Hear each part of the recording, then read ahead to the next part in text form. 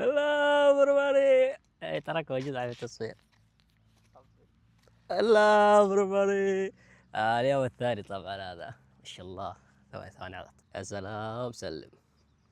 ملعب فاضي امورنا طيبه ناخذ راحتنا لان في ايام نجي نلاقي صغار يلعبوا فالان افضل وقت لنا. التمرين الأول يحكم بالكرة 20 متر باليمين 20 لمسة وباليسار 20 لمسة. التمرين الثاني اختبار دقة التمرير على بعد 20 متر.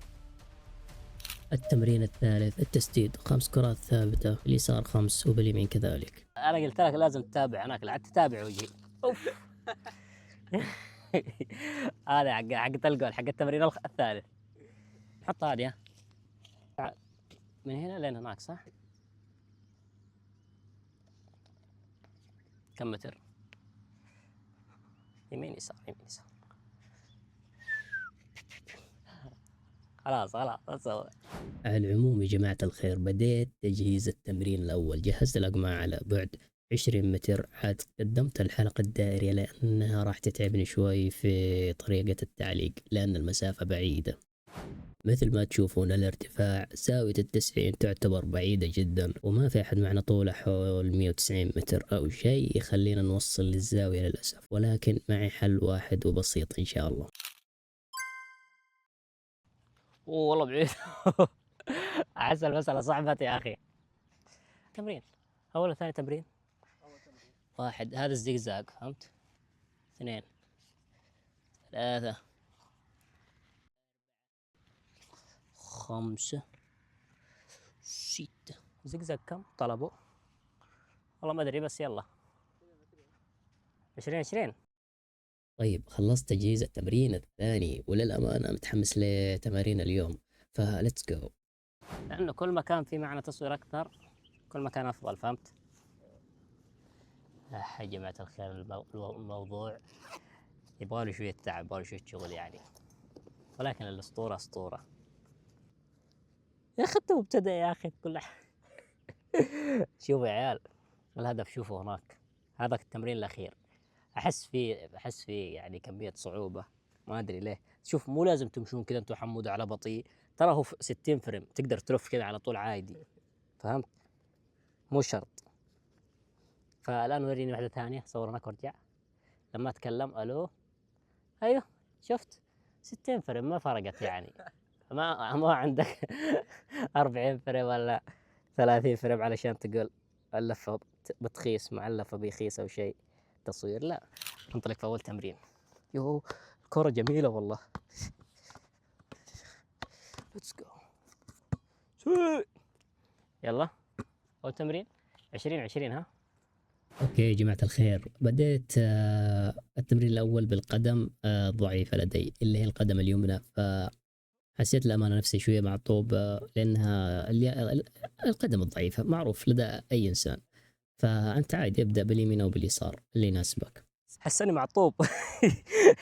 والله عاد عيد التمرين وكرر إلى أن تصل إلى 20 لمسة بالتحديد. إذا تبغى أكثر ما في مشكلة، إذا تبغى أقل ما في مشكلة، بس الأفضل أنها تكون 20. كم لمسة؟ اليمين يا جماعة الخير أحس إنها معطوبة جدا والله. يوم أتمرن ألف بها ما أحس إنها معطوبة حتى التحكم فيها غصب تحس إنك تمسك الكورة. بس الآن بشوف باليسار ونشوف تجربة باليسار هل هي كويسة ولا لا. عاد بديت تجربتي باليسار أو للأمانة فرقت التحكم، أحسه فرق مرة عن اليمين. اليمين كانت مثل ما قلت لكم إنها شوية معطوبة بسبب إني ما أمرنها، فالآن شوف فرقت مع اليسار، أحس إني متحكم بالكرة أكثر فأكثر.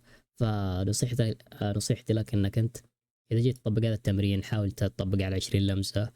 حاول تكررها أكثر من مرة ما في مشكلة. إذا زدت الحصص مثلا ما هو يعني يوم واحد بس تلعب الحصة هذه وتمشي تروح تغير تمرين، لا كرر التمرين هذا إلى أن تحس أنك أتقنت التمرين هذا وأتقنت التحكم فيه، وفالك التوفيق. مثل ما شفتم اليسار أفضل بكثير، اليمين معطوب فعلشان كذا لازم أطور عندي اليمين لأن ما ينفع تلعب. تخيلك تلعب برجل واحدة ما ينفع، لازم تكون تلعب بالرجلين. كل ما كنت تلعب بالرجلين أفضل يكون وأحسن. الآن معنا التمرين الثاني يا جماعة الخير. التمرين الثاني هو يمين يسار، راح تكون ألعب بالرجلين الثنتين. أشوف تحكم بين الأقمعة ولا أوسع الأقمعة أفضل. بوسع الأقمعة علشان أقدر أمشي من بينها أسهل، لأنها أول تجربة.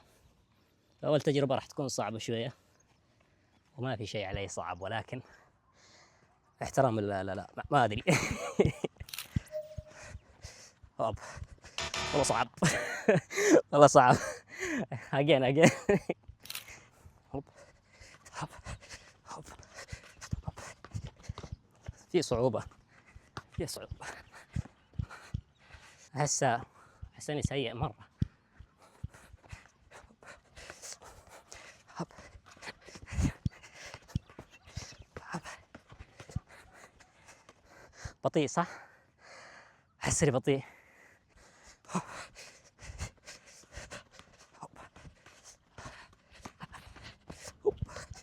هذا التمرين يا جماعة الخير يحسب مع التمرين الأول، لأن التحكم بالقدمين يمين يسار. فحاول تطبق التمرين، حاول تكررها إلى أن تحس أنك ممتاز فيه، ولا الحصة لا تأخذها مرة واحدة فقط، يعني خذ أكثر من مرة، يوم يومين 3 أيام، إلى أن تحس أنك تمام فيه. لأن التمارين الجماعية إذا رحت مرنت معهم راح يخليك تطبق مرة واحدة وسحبوا عليك وانتهى الأمر. بقي معنا الثالث تمرين. التمرين الثالث راح أحط قمعين بعيدة حول 20 متر، وأحاول أجيبها. بشوف كم أقدر أجيب كورة. طبعا هي راح تكون معي 10 محاولات، فراح أشوف كم أقدر أجيب كورة من بينها. تمام ليتس جو. عندي قمعين الآن، يمين يسار، وهذه الكورة. تمام. المسافة أعتقد أنها بعيدة شوية، ولكن بشوف دقة تمريري هل هو كويس ولا لا، ولا زي خوينا اللي في المقطع الأول أتعبني، والله أتعبني. أوكي، نقطة البداية هنا ما في مشكلة. هذا قمع نقطة البداية يعتبر. تمام. بعطيهم باليمين 5 وباليسار 5. تمام، هي 10. أنا بعطي اليمين 5 واليسار 5، وبشوف كم راح أجيب ودقة التمرير. بكل كل كورة تخش معي يحتسب لي نقطة. تمام، ليتس جو. بدينا. هوب. التمرين الثاني دقة التمرير، اللي هو التمرير. مثل ما انتم شايفين حطيت قمعين وقاعد اختبر دقة التمرير عندي. فانصح اكثر لاعبين يعني اللي هو المحاورة، لعيبة الوسط، بتطبيق هذا التمرين، لانه راح يفيدهم جدا جدا. هذه تحتسب جول ولا برا؟ أنا شفتها جوا يا جماعة الخير، صح؟ جوا. تحتسب. خلاص باقي معي اليسار. 5 في اليمين. ما أدري كم سجلت وكم ضيعت، ولكن بعدين بشوف في المونتاج. الآن بقصد باليسار، الآن باليمين. ما أدري كم بالضبط راح تيجي، ولكن أنا عارف إنها معطوبة والوزنية معطوبة فيها. ولكن إن شاء الله بقدر المستطاع أحاول إني أجيبها بأفضل شكل كان. ليتس جو. هي تعتبر باصات، يعني باصتك لزميلك كيف ممتازة ولا لا؟ الدقة عندك.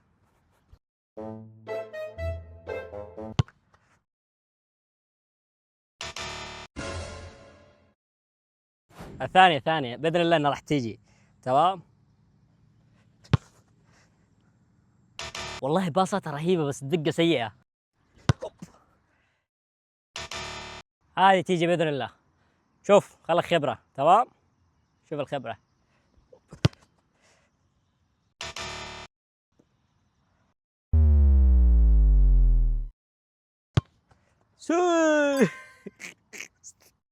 اذا كنت لاعب وسط او محور، انصحك بهذه التمارين، تمارين التمرير، دقة التمرير. شوف اختبرها، سوي اختبارات لنفسك، فراح تفيدك جدا للأمانة، وخاصة في المباريات. التمرين الأخير كرات ثابتة، 5 كرات باليسار و5 كرات باليمين.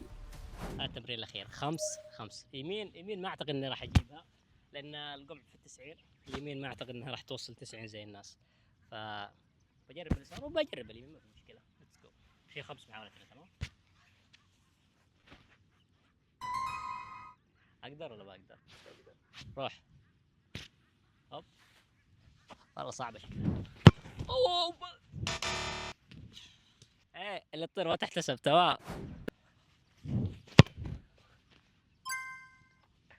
والله إنها جت في 90، بس هذا ما هو في 90. من ثاني محاولة. مصور قد جربنا من قبل. لا هذه كمان واحدة طارت، وهذه الثانية. ثالث محاولة ضاعت، ما في تركيز. المحاولة الرابعة بإذن الله إنها راح تيجي. وشوف بالخبرة هذه طبعا ما هو تعبان ولا ما راح تعذر إنه قلة تركيز، لكن راح أجيبها. ليتس جو.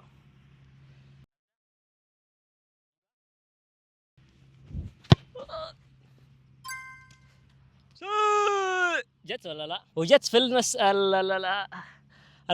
هذا، مو مثلث، حتى الدائرة، في الدائرة نفسها جت. تمام، شوفوها كيف بعيدة، عشان كذا ما قدرت اوصلها في التسعين.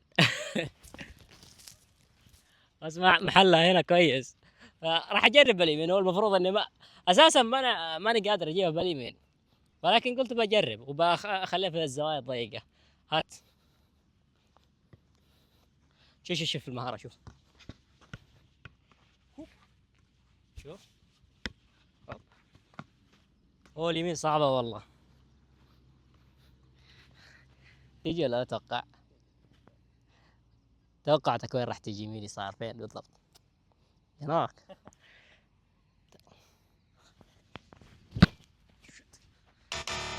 وربي جبتها شوية قريبة، طلع في امل والله، طلع في امل، ما توقعت انها كذا. يعني لو طورت اليمين راح ابدع فيها تصدقون. بعدين شوف الخبلة عندك، اللي هي الشولة اللي تجي، الرجل اللي الشولة تجي معك، لو قابلت معها قابلت والله، مستحيل يجيبها اي حارس. يعني اللي تجي بالخطأ تجي في 90 وحارس ما يقدر يجيبها.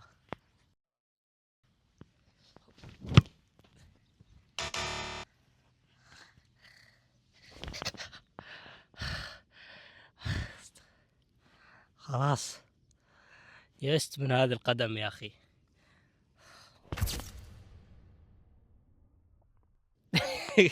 هو الأمانة كويس يعتبر نوعا ما، فهمتوا؟ الرياضة عامة كويسة، فأنا الأمانة مستواي أفضل من كذا بكثير. تمام، بس أنا أجي هنا، آه، أحط الأقمعة، أسخن، أجرب على طول، فهمتوا؟ يعني ما بين الأقمعة وذا بعد تسخين، ولا هو المفروض اني اسويها اكثر من مره، مرتين، 3 مرات لين يضبط التصوير. لكن لا، انا حبيت اني اقدم الشيء اللي هو يوم مبدئيا، فهمت؟ مبدئيا ما انا بديت في السلسله هذه، وبشوف مستواي مبدئيا بدون، يعني بدون اعاده وتكرار وذا، علشان يضبط معي المقطع. لا، انا بحاول اني احطه كذا وبشوف هل راح اكون كويس ولا لا، وتدريجيا راح نمشي باذن الله، وبنشوف ايش القادم في السلسله القادمه، في المقطع القادم عفوا. فالان اختبرت عندي، تمرنت 3 تمارين. تمرين 20 باليمين 20 باليسار. اليمين كانت شويه معطوبه، اليسار كانت جدا ممتازه. انا اشوف انها ممتازه جدا، لاني انا عارف مستواها اعلى من كذا، ولكن علشان التصوير صورت مره واحده بس. وزقزاق لما انا حسيت اني بطيء جدا فيه، المفروض اني اسرع، لانه باليمين باليسار، باليمين باليسار. اذا كنت باليسار لوحدها كنت راح ابدع اكثر، واذا كانت باليمين لوحدها راح اكون معطوب اكثر. ولكن جربت باليمين باليسار، ما قد جربتها من قبل، حسيت اني كويس فيها الامانه، جدا كويس. ثالث تمرين اللي هو تمرين 5 ضربات كرة ثابتة على الدائرة. تعرف نفسك يوم تشوت كرة زي كذا في تمرين وذا وناس وذا، وخاصة إذا كان في مباراة، هذا شعور ثاني. ولكن عاد الناس اللي تجرب وتشوت وتسجل بهذه الطريقة دائما تحس بالشعور، الشعور جدا ممتاز. فالأمانة للأمانة أنا قد سجلت أهداف زي كذا، فأحس إن اللي صار عندي ممتازة. ولكن اليمين الأمانة جدا معطوبة. أقل شيء إن يكون عندك تحكم بها في الملعب، فهمت؟ كل ما كان عندك تحكم بها كل ما كنت أفضل فأفضل.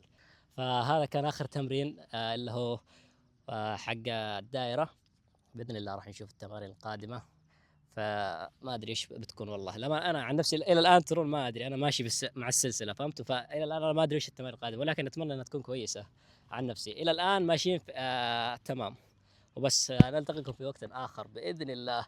فاذا عجبكم المقطع لا تنسوا اللايك يعني عاد، والاشتراك. فاللي بيشترك يشترك كيف، بس اللايك اهم شيء عشان يطلع المقطع اذا وصلت لهذه المرحله. تمام.